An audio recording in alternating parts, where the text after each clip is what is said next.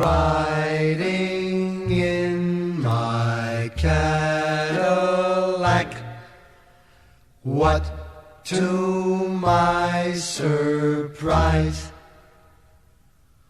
a little Nash Rambler was following me, about 1/3 my size. The guy must have wanted to pass me out, as he kept on tooting his horn.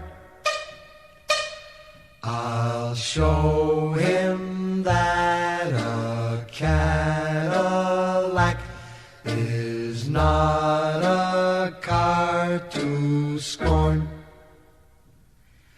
Beep, beep,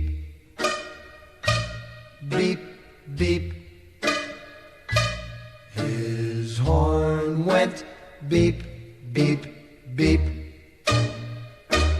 I pushed my foot down to the floor to give the guy the shake, but the little Nash Rambler stayed right behind. He still had on his brake.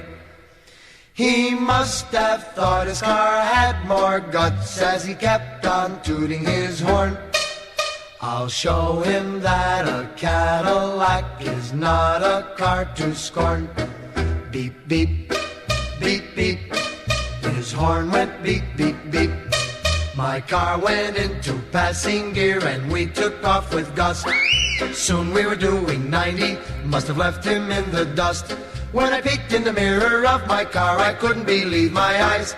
The little Nash Rambler was right behind. I think that guy could fly. Beep, beep, beep, beep.